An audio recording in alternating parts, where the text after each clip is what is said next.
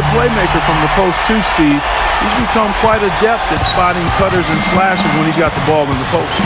Last game for the Nets, they picked up a W against the Celtics in Boston. And it was the role players in that game, Kevin, that really led the charge. The guys who normally don't score a lot, they came in and really contributed. A total team performance, Steve, the kind you need if you're going to win on the opponent's home floor.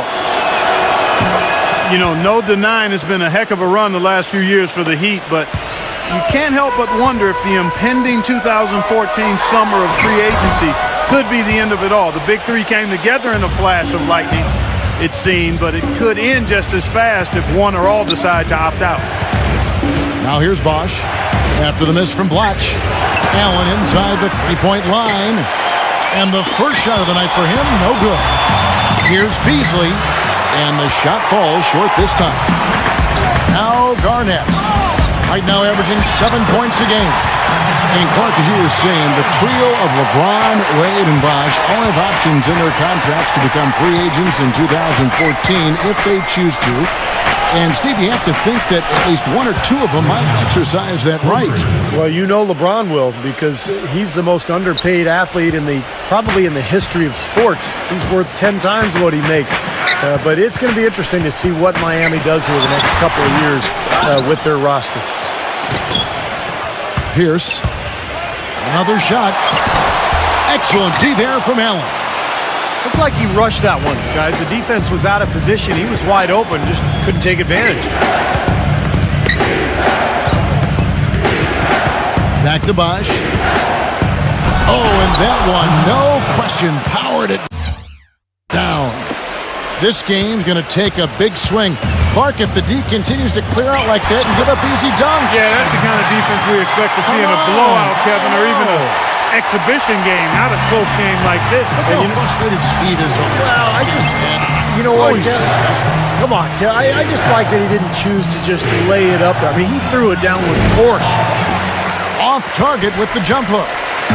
You know, Miami went to that smaller lineup last season, and a big change in that was having Chris Bosh move over to the 5 spot. Not his natural position, but I thought he held his own both offensively and defensively playing in the middle. Again, Pierce missing. The Heat with the lead. Their last game, a win against San Antonio, looking to carry that into this one. Yeah, and in the end, it wasn't even close. I mean, they had points coming from all over the floor. Boy, they were locked in and ready to roll, and offensively, they just had a rhythm that was impressive. And for Bosch, playing the center, Steve, he's giving up some weight out there. But he's a very smart defender. He avoids fouls, and you know the way the league is these days, Kevin, most teams play smaller, and Bosch can normally find a center that he can guard without too much trouble. But there are a few matchups around the league that are a problem. Well, they got the speed and the pressure of that Miami defense. You think they're able to compensate for any lack of size inside by using those other things? Yeah, that's normally the case against, I would say, the vast majority of the league. Some changes for Brooklyn. Andre Kirilenko is checked in for Garnett. And Allen Anderson subbed in for Paul Pierce. Chris Bosh gets it to go. He presents a defender with a serious challenge, always. Clark, they've been looking out of sync offensively. You know what? A basket here would do a lot for their confidence.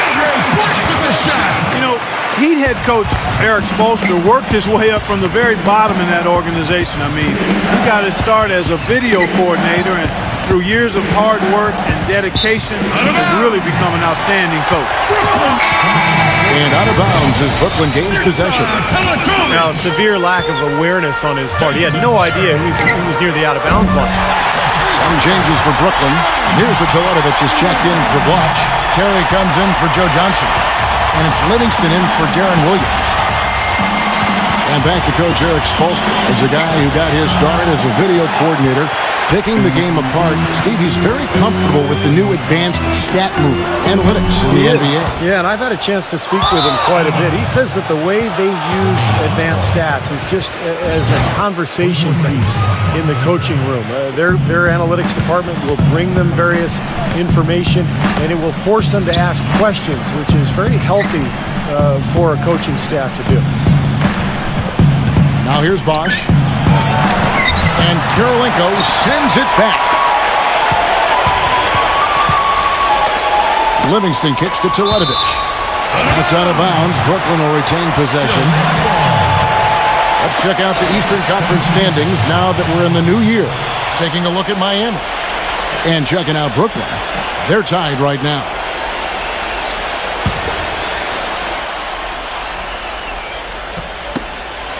We've got 1:23 left in the first quarter of the game. He had that play ready to go. Well done on the inbound. Now, guys, now with the Nets and the Knicks both playing in New York, it's just added to the rivalry that was already pretty strong to start with. But it's interesting. If you're from Brooklyn and you grew up rooting for the Knicks, who do you cheer for now? It's probably divided some households. A lot of rivalries in families alone. It should be interesting as this team takes further root in Brooklyn. Here's what Miami's going with right now. Udonis Haslem, who's checked in for Bosch. And Chris Anderson's subbed in for Greg Oden. The shot's good from Plumlee. Those are the kind of nice inside looks they've gotten in the first half here.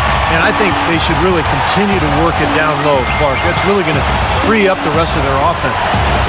And back to this Knicks-Nets rivalry. The Knicks, Clark, are considered the more established dominant team, but in the last decade, the Nets actually had the better winning percentage, and it might come as a surprise to some.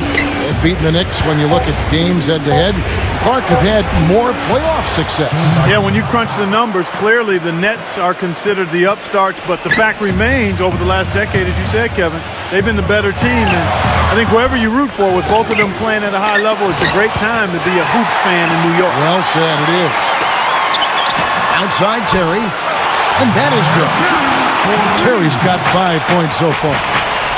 D there, guys, was pretty much non-existent. I mean, you can't leave a good shooter like that open.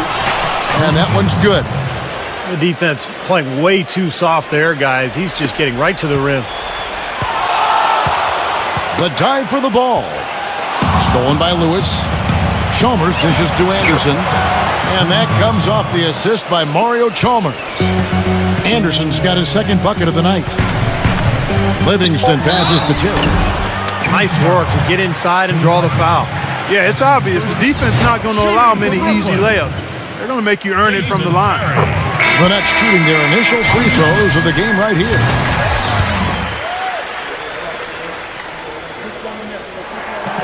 So he gets them both. That's a familiar sight. He hardly ever wastes his chances at the line. Cashes in regularly. That'll be a 5-second call. Out of bounds. Miami takes possession. Heat ball.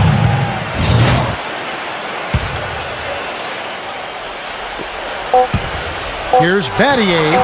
And again, Miami with the trip. Even on an inbounds play, you can't leave three-point shooters alone on the perimeter. They paid for it there. Tie game and some big points being put up on the board. And we welcome you back to more NBA action. Players looking hydrated and plenty of Gatorade to help them get their job done tonight. And guys, what stands out to you from the Nets in this one? And that first quarter was all about pace, guys, because this club really got out into transition, and that's how they built this lead. They like to play fast, and they're doing a nice job filling the lane. All fueled up and ready to go. Let's reset the lineups courtesy of Gatorade as the second quarter gets going. And for Miami, look at who they've got out there. Lewis is out there with Chris Anderson. And there's Haslem. Then it's Norris Cole. And it's Battier in at the shooting guard. You know, one part of Joe Johnson's game that tends to get overlooked, guys, is his ability to create space with the dribble.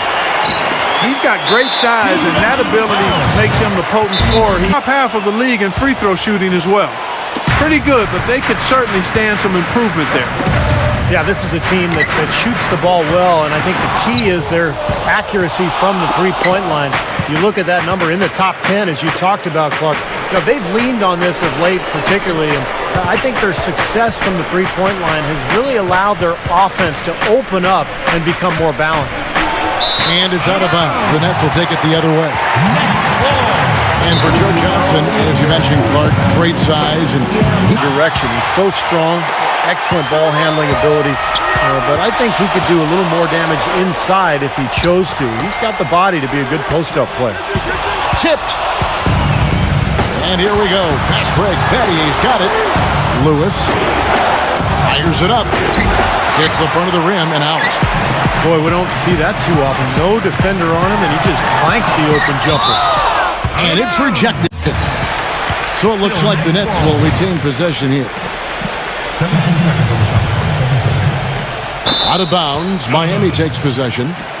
You know, one of the things about the Heat since the Big Three has come together is that they've been able to find the right kinds of veteran players to step in and fill specific roles for this team as they've won a couple of championships now.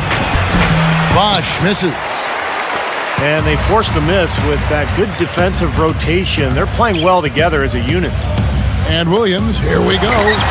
The open shot by Johnson. Good, great play by Williams to set it up. Williams has got his 4th assist in this one.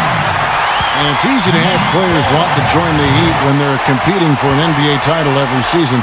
But, Steve, even then, they find the ones that most fit their offensive and defensive philosophy, and that's when they're going to come up big for them. Yeah, for sure. This team has done such a good job putting together this roster around LeBron and Wade. You think about Birdman in the playoffs last year, Battier coming in here as a stretch 4. They've just found the right players and the right mix, and that's one of the big reasons why this team is back-to-back NBA champs. And a little under 2.5 minutes gone by here in the second quarter. Pulls up on the wing. Off the left rim and out. His touch has disappeared on him this quarter. He just hasn't been able to get it going. Lewis outside. Bosh. The dish to Cole. Battier outside. Oh, good on the triple. Nets leading by 4. Pierce kicks over the watch. And he jams it after taking the nice feed on the run. The assist from Pierce. Well, now they're just going to town on it. Yeah, you'd think these defenders would have done a little more to put a stop to that stuff, Kevin, but so far, no go. Well, a phenomenal aerial assault there, fellas.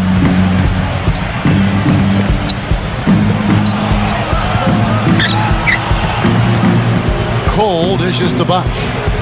4 on the shot clock. Lewis gets the buckets. Well, you know, with LeBron James as the main post threat on Miami, the outside shooting touch of Chris Bosh fits perfectly to help them space the floor, and he continues to expand his range. Good. I'm not sure who was supposed to pick him up, but somebody's going to get an earful from the coach for leaving him that wide open. And Cole kicks to Bosh. Great D that time from Blotch. You talk about Bosh in his shooting range. He's trying to develop a reliable three-point shot as well. Well, it's happened. In the playoffs last year, he shot a lot of threes. It's kind of a function of the Miami offense, trying to provide floor spacing for LeBron and Wade. But in some ways, it takes Bosh away from what's made him good, too. The slashing and the ability to score around the basket. Checked in for Bosh. Haslam comes in for Chris Anderson. Michael Beasley, he's checked in for Rashard Lewis. And it's Allen in for Shane Battier. Got a piece of it. Here's Oden. And lots of contact there. Missing the shot. He'll shoot 2. Well, it was about midway through last season, guys, that we started hearing the rumors about Greg Oden working out and getting back in shape so he could make a return to the NBA. And lo and behold, here he is, the former Ohio State standout. And for Oden, a new start in the NBA, the former #1 overall pick out of Ohio State back in 2007 for the Portland Trailblazers. Such a shame, the repeated knee injuries that kept Oden from achieving all that he hoped for in Portland, but you just hope that he would eventually get a chance to return and come back, so it's nice to see him out on the floor. And that'll be Miami as it goes out of bounds. The Heat retain possession.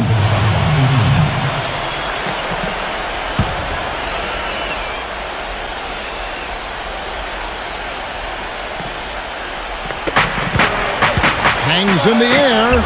That's good from Allen on the assist by Oden. Oden's got 3 assists tonight.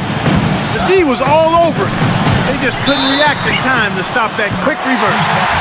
Well, you know, it's still exciting to come here to the Barclays Center, this beautiful new arena, and you really like the fact that it's built to showcase basketball. Terrific sight lines, everything the fans could ask for. You talk about the allure of the new arena, Steve. Even when teams are staying in the same city so often, a push is there for a new arena. Yeah, that's the reality of the business. It's all about entertainment. It's about being cool. It's about kind of the brand, and I think that's where Brooklyn really made that huge jump last year. It was just the uniforms and the arena and the fan base and being in Brooklyn. It all came together, and now it feels like a world-class organization. You know, so many games are decided by which team wins the rebound battle, and that's held true in this one so far, Steve. And even if it's only a modest advantage that they have in that category, it's still a significant factor. Allen kicks to Oden. Plumlee with the steal. And it's Terry off the drive. Can't get it to go. And Miami the other way now. And the basket by Chalmers. Brooklyn leading by 9 to the inside. And it's slammed in by Plumlee. Boy, you got to love that assist by Darren Williams. 5-second differential between the shot clock and the game clock. Here's Chalmers. Shot is off. Nice D from Plumlee. Brooklyn's gone 2 of 3 when they've stepped beyond the arc in the second quarter. The Nets shooting their 4th and 5th shots at the foul line in the game. Well, they're doing okay as the season goes on. They're shooting about 76% as a team. And that's a little better than they did last year from the free throw line. And both free throws good for Williams. 16 seconds left in the first half. Here's Chalmers. He's coming off a 16-point game against San Antonio. Here's Beasley. There's the bucket. Good. Boy, they keep hammering away at him inside, forcing that ball into the paint. Smash mouth basketball. Yeah, and it's a strategy that has served them. And we finished one half of basketball. Nets lead by 11. And we'll be back right after halftime to get the third quarter underway. And as we begin the second half, first half wasn't even close, guys, and we'll see if there is a comeback on our hands or more of the same as we get the third quarter started. It's been one outstanding game from Darren Williams. He's seen the court so well tonight. He's made some phenomenal passes here in the game so far in that first half. You know, some folks say he's not a playmaker, but he's dispelling all of that nonsense. On the perimeter, the all-star trio of Williams, Johnson, and Pierce. Garnett out there, clutch. So that's the lineup for Brooklyn. You know, he still's got something left in the tank and in the league. But last year, the Celtics already announced that they plan on retiring Paul Pierce's number when he does decide to hang it up. A well-deserved honor for one of the all-time great Celtics. That one goes. Count it. And it's 7 points for Ray Allen. Well, Allen is the all-time leader in three-pointers made, past Reggie Miller a couple of years ago. So obviously you have to worry about him out there. But what makes Allen so good is that he can also put the ball on the floor, get into the paint, and score at that mid-range area as well. And he really has a fondness for those corners. I mean, you just can't help off of him. Too much of a threat from out there. You've got to stay connected to him. And guys, Pierce has said it. It was his wish to retire a Celtic. Yeah, I think it's a tough call sometimes. You know, the team likely is past its championship window. The rebuild is the logical thing, but for your veteran star, I mean, how does he fit in with them? Well, sometimes good sense. And some changes here for the Heat. Chris Anderson is checked in for Oden. LeBron comes in for Michael Beasley. And Dwayne Wade is subbed in for Mario Chalmers. And that one's good. Their second half has started quite well. They've been good on 3 of their first 4 attempts. And mismatches really are what make an NBA offense go at times. Not only can Miami overpower you, Steve, you know, with their sheer talent at times, but if you're trying to guard a perimeter player with a big, you're going to be in trouble. Well, some people still see small ball as a gimmick, but, you know, for Miami, it's different because you've got LeBron James playing the power forward. But it's not really small ball. He can rebound, he can defend, he can do everything. And so the Heat become a nightmare to guard at the other end, and you can rarely take advantage of them offensively. Wade kicks to Allen. Off target from outside. It's a +5 advantage for them in the rebounding category after that board. Very steady work they've been doing on the interior, no question. And that's, I think, the main reason they have this lead. Tough call there and a tough break for the defense. But you know, I think you could still see him kind of sliding in there. I don't have a problem with the call. Well, head coach Jason Kidd, that's a phrase I didn't expect to hear this quickly, but Kidd wasted no time. Only a matter of weeks after he announced his retirement as a player, he was named the head coach of the Brooklyn Nets. And it's going to be interesting to see the transition. Kidd, obviously great basketball IQ, so well respected as a person in the league. I think it's just a matter of time before he really finds his footing and becomes an excellent coach. Garnett kicks to Williams. Goes to the reverse layup and drops it in. Williams has got 14 points. A large part of what they've been able to do here is centered around his offense. Anderson outside. Kicks to Buck. And he slams it one-handed. Clark, I'm guessing that wasn't the plan for the D on that trip. And I'm agreeing with you there. Once they opened the lane up for him, that was a little emphasis on that finish. Take what the defense gives you and then just power it home, right? Why not? And back to Coach Jason Kidd, Clark, a rookie at the coaching profession, but one of the most intelligent, respected point guards over his 19 years in the NBA. Yeah, always respected as a leader, and his basketball IQ off the chart. So I think he's one of the few guys that could go right from playing to being a successful head coach. LeBron passes to Wade.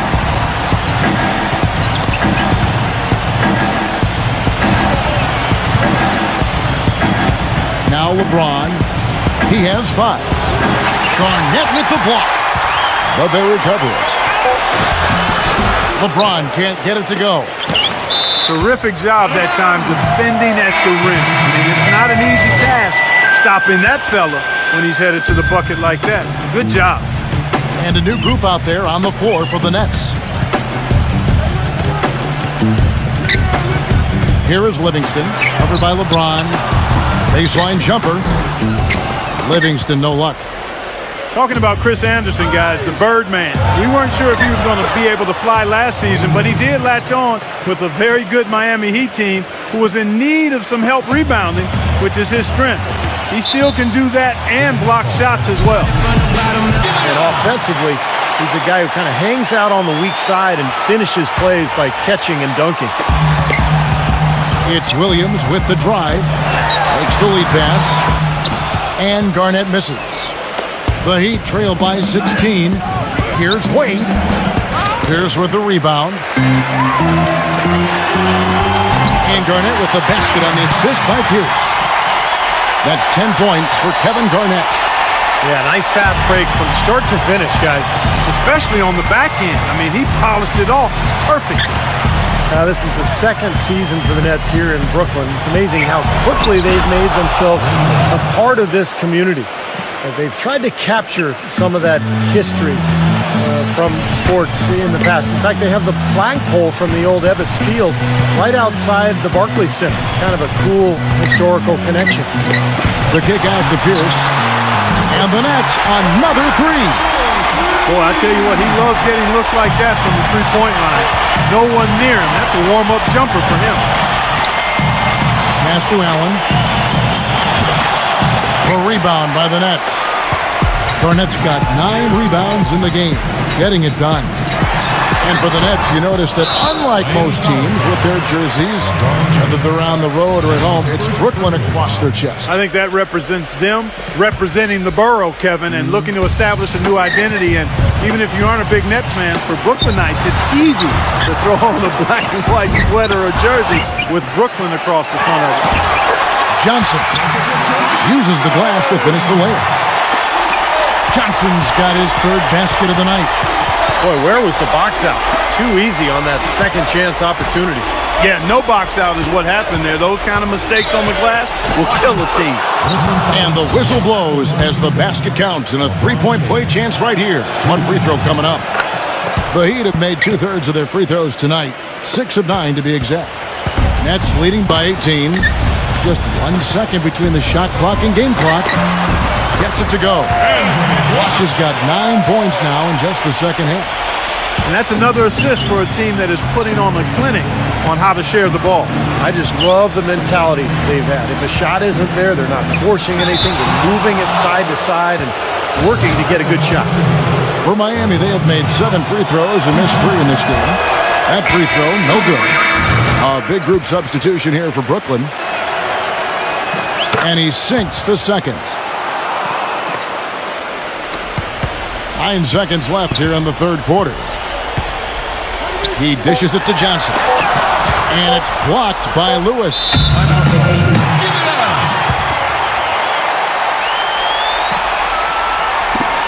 It's tipped. Well, through 3 quarters of play, down double digit. And we welcome you back as we get going here in the fourth quarter. The final quarter of play can change everything. And some stats here, guys. The scoring breakdown for the Nets. Guys, their play close to the hoop has been great all game. And their passing also continues to be outstanding, Clark. In the second half, we're really seeing a good, efficient offense as a result of that ball movement. On the floor for Miami, starting the fourth. They've got Shane Battier. Norris Cole is out there with Chalmers. Then there's Chris Bosh. And it's Oden in at the fourth. Cole dishes to Oden. You know, that was all about anticipation. Just reading that play beautifully and coming away with the steal. Count the bucket. Like he may have been showboating a little bit at the end of that one. There's the feed to Teletovic. With the shot. Can't get it to go. Nice D from Greg Oden. The Heat trailed by 17. And Cole kicks to Oden. Gets it to go. Purely from a size standpoint, that is a mismatch that's going to be hard to overcome defensively. Here is Livingston. He's covered by Bosh. And the shot counts. He's fouled, and it's a chance for a 3-point play. Andre Bloch, he's checked in for Andre Kirilenko. And Miami is shooting it up around 51%. They're getting good looks. Bloch with the steal. 2-on-1 as they jump out on the break. D2 from Anderson. Miami grabs the miss. Here's Cole. Battier down low. Johnson's there. Second chance shot. Bosh defended by Teletovic. And Chris Bosh with the slam. Tell you what, he's not going to win any high jump competition, so it's a good thing he doesn't have to go too far to get to the rim. I'm not sure he could, or any of us could slip a piece of paper under him when he takes off. It doesn't matter much, though, Kevin, because he's such a big man. I mean, if he gets positioned, forget about it. And Chalmers kicks to Cole. From outside, off the mark. Brooklyn leading by 18. And the call will be against Sean Livingston. That's his first foul. And you know what I like about his game, Kevin, is his ability to draw fouls. He can take the charge as well as anybody in the league, mainly because of his anticipation and his awareness defensively. And Steve, just like you, when you shot, you had a favorite spot on the floor when you played. His favorite spot seems to be that 3 from the corner. Yeah. Here's what Brooklyn's going with right now. Garnett comes in for Mirza Teletovic. And Darren Williams is subbed in for Sean Livingston. And Shane Battier gets the whistle that time. That's his third foul of the game. LeBron's checked in for Miami. In low to Garnett. That drops, and it comes off an assist from Williams. And 12 points for Kevin Garnett. Now they'll take as many of those high percentage shots as they can get, guys. And the officials whistle a foul on the shot. The bucket's good. He'll go to the line. Free throw good, LeBron. And Kevin Garnett, remember last year in Boston, played a lot of center, but now with the Nets will most likely go back to his natural power forward spot, playing alongside Brook Lopez. Paul Pierce is checked in for Brooklyn. They get it back. And there's the call on James. And that'll be his third foul so far. And the next foul will put them over the limit and in the bonus. A chance to get some easy points at the line here, so it makes sense to be aggressive. Again, Garnett missing. You mentioned Kevin Garnett at center. He's listed at 6'11". But I don't know, Clark. He looks taller than that, but he's really stuck on that 6'11" size. Yeah, a lot of guys want to stay south of 7 feet. I don't know why. It's something psychological or personal. Guys just feel better about being listed under the 7 feet tall. But the key with him is he's always played like a 7-footer, a very skilled and productive 7-footer at that. So he picks up just one from the line that time. Well, you know, you look at LeBron James, maybe more than any other player in NBA history, he's great in a way that transcends position. Size, skill, savvy, know-how. I mean, he's got it all. And we're going to talk about LeBron's ability to really play any position on the floor. When you look back, has, Steve, there ever been a player you could say that about? I'm not sure if you could say that about both ends of the floor. I mean, there's a lot of great defensive players who could guard everybody. Scottie Pippen or Dennis Rodman. Offensively, Magic Johnson could play any position he wanted. But to be able to do so at both ends is what separates LeBron James. Williams gets the bucket. The Heat trail by 20. And here's Chalmers from the arc. Here's Bosch. Oden inside. Guarded by Garnett. Gets the bucket. Oden's got 4 points this quarter. Well, we've seen that more than a few times. An easy bucket in the lane. Yeah, the interior defense simply has been lifeless. Williams passes to Johnson. Takes the 13-footer. That drops, and it comes off an assist from Williams. 8 points for Joe Johnson. I'll tell you what, he's made more than a few of those in his career. The three from Chalmers. Kevin Garnett grabs the miss. Garnett's got rebound number 12 here already in the game. Snatched up. Watch dishes to Williams. Gives him the lead pass. That's good. 14 points for Kevin Garnett. Well, it's a wrap, fellas.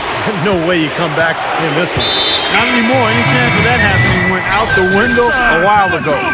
That's his 4th foul. I'm sure he recognizes the situation because number 5 would put him in a rough, tough spot. Here's what Brooklyn's going with right now. Mirza Teletovic is checked in for Bloch. Karolinko comes in for Paul Pierce. Jason Terry is checked in for Joe Johnson. And it's Livingston in for Darren Williams. Boy, I love it. Active hands on the steal, active feet on the fast break. And Clark power on the dunk. And guys, this is just too close of a game to be giving the ball up like that and then failing to get back in transition. Got a piece of it. And it's going to be out of bounds. The Nets will retain possession. Mason Plumlee.